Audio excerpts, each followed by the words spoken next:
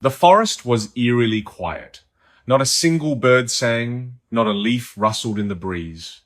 It was as though nature itself had taken a step back, leaving behind an unnatural stillness that pressed against the ears like a vacuum.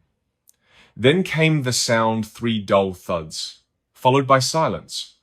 Whoever or whatever was out there wasn't making noise for fun.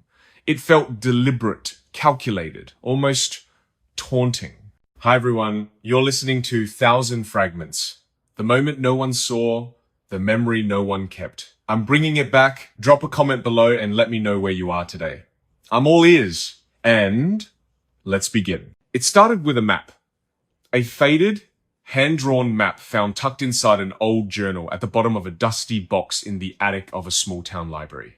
The librarian, a kind but wary woman who always seemed to know more than she let on, handed it over reluctantly when asked about the forbidden forest. Her voice dropped to a whisper, her eyes darting toward the windows, as if expecting something or someone to be watching. "You shouldn't go there," she murmured, clutching the edge of the counter nervously. "People don't come back from those woods." But curiosity isn't something easily tamed, especially when paired with desperation. Three friends, a group bound together by shared loss and unanswered questions, had been searching for answers for years. They'd lost loved ones under mysterious circumstances, each disappearance tied to whispers of the forbidden forest. There were stories passed down through generations, tales of strange lights, unearthly sounds, and people walking willingly into the trees, never to return. Some called it superstition, others dismissed it outright. But deep down, these three knew better. Their grief had taught them that some truths lie buried beneath layers of denial. They arrived at dawn, their flashlights cutting through the thick mist that clung to the ground like a second skin. The air smelled damp, earthy, and wrong, like rain-soaked wood mixed with something metallic, faintly coppery. Each step deeper into the forest brought a heavier weight to their shoulders, a creeping sense of unease that gnawed at the edges of their minds. Yet they pressed on, driven by hope and haunted by fear. The trail led them past twisted oaks and gnarled pines, their branches reaching out like skeletal fingers clawing at the sky.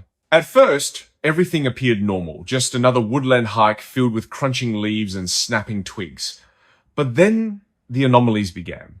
Footprints that vanished mid-step, stones arranged in impossible patterns spiraling into the dirt, and the occasional glimpse of shapes moving just beyond the range of their light. None spoke aloud, knowing instinctively that speaking might draw attention to themselves. Instead, they communicated with gestures, nods, and cautious glances exchanged under the dim glow of their beams. Hours passed before they reached the clearing marked on the map. It was unlike anything they'd seen before. In the center stood what could only be described as a structure, a mass of intertwined roots and vines forming walls and archways that pulsed faintly, glowing with a soft bioluminescent hue. Around it lay scattered relics, rusted tools, broken pieces of pottery, even fragments of clothing, all appearing ancient yet oddly preserved. And then there were the bodies, or rather, the remains. Three figures hung suspended in midair, encased within translucent cocoons, spun from silken threads that shimmered faintly in the pale morning light. Their faces were visible through the casing, serene and peaceful, expressions frozen in time. One of the friends stepped closer, his breath catching sharply as recognition struck.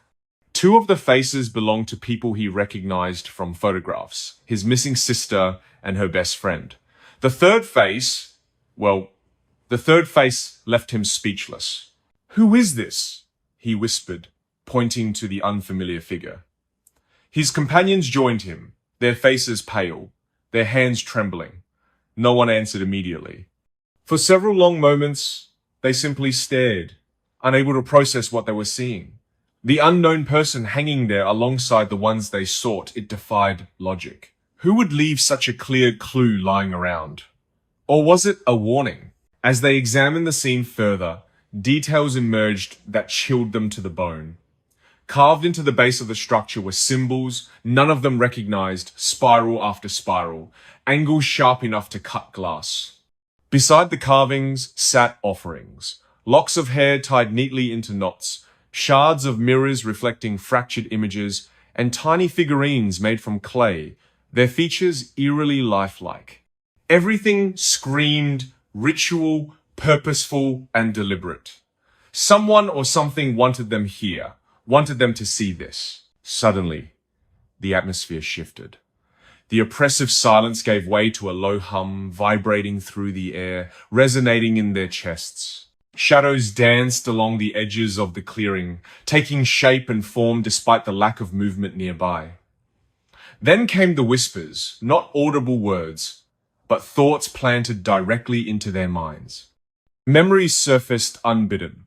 Childhood laughter, family gatherings, moments stolen away by tragedy.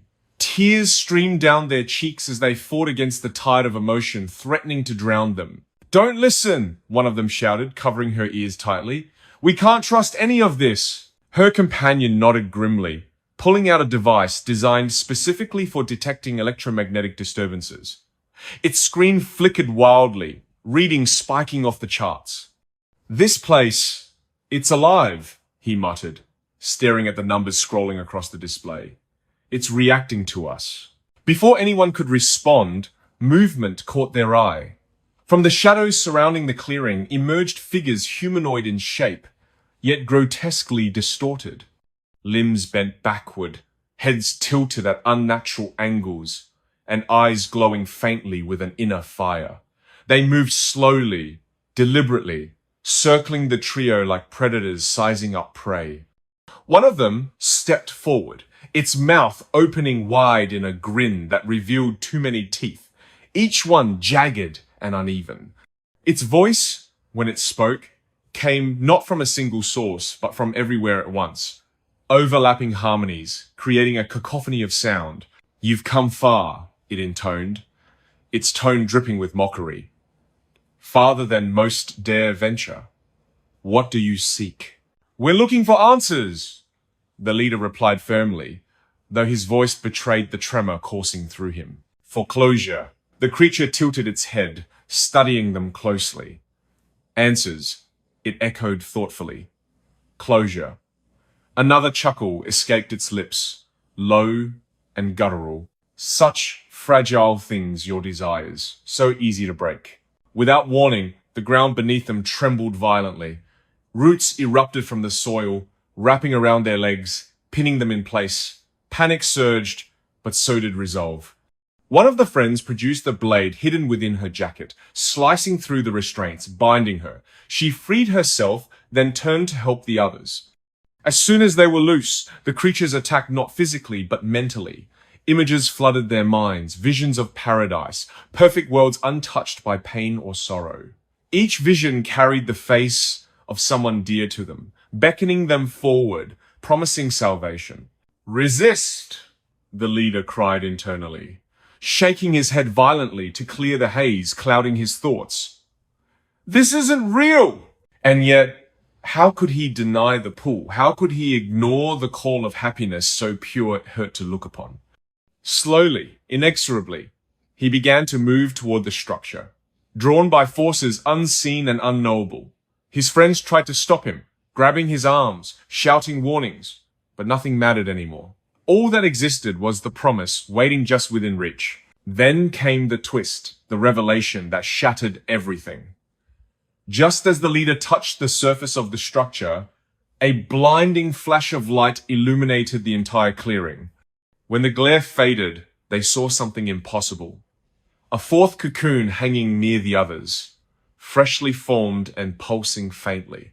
Inside, unmistakably, was the leader himself, his face calm, blissful, utterly unaware of the horror unfolding around him. "No!" one of the remaining friends gasped, backing away in terror. "He didn't!" "Yes," the lead creature rasped, stepping closer now. "Your friend chose paradise over reality. Such devotion is rare, admirable even. Perhaps you will follow suit." Desperation clawed at their hearts, but survival instincts kicked in. Grabbing handfuls of dirt and debris, they hurled them at the nearest creatures, buying precious seconds to escape. The forest fought back, branches whipping down, roots snaking upward, trying to ensnare them again. Still, they ran, their lungs burning, their muscles screaming, until finally, mercifully, they burst back onto familiar terrain. Exhausted and shaken, they collapsed onto the grass outside the forest's boundary, clutching each other tightly. Questions burned in their minds, demanding answers. Why hadn't the leader resisted? Was the pull truly irresistible? Or had the forest chosen him specifically? And most importantly, why had it let them go? Days later, sitting in a dimly lit diner miles away, they pieced together fragments of knowledge gleaned during their ordeal. According to local legends, the Forbidden Forest wasn't merely cursed, it was sentient. It fed on emotions, memories, hopes, and fears, weaving illusions so convincing that victims surrendered willingly, believing they'd found utopia. Those left behind often went mad, trying to understand why their loved ones wouldn't return, consumed by guilt and regret. Yet one detail nagged at them incessantly. If the forest took what it wanted, why had it offered them a choice? Why hadn't it claimed them too? After hours of discussion, they arrived at a chilling conclusion. Perhaps the forest needed consent. Without willing participants, its power waned, its influence diminished. By resisting, they had weakened it, denying it sustenance. Or maybe, just maybe, it had let them live because it knew they'd tell others. Because every story spreads fear, and fear attracts new prey. The climax came weeks later. Unable to shake the experience, one of the survivors returned to the forest alone, determined to uncover the truth. Armed with cameras and recording devices, she ventured deep, capturing evidence of the horrors lurking within. But as night fell, the whispers returned louder, clearer, pulling her deeper into the heart of the darkness. Somewhere between sanity and madness, she recorded her final message. They aren't monsters, they're protectors, guardians of something older than us. We disturbed their peace, now they'll take mine. Her footage ended abruptly, leaving behind only static and silence. Search parties scoured the area for days, finding nothing except her abandoned gear and a new cocoon swaying gently in the wind. And that was another story lost in time.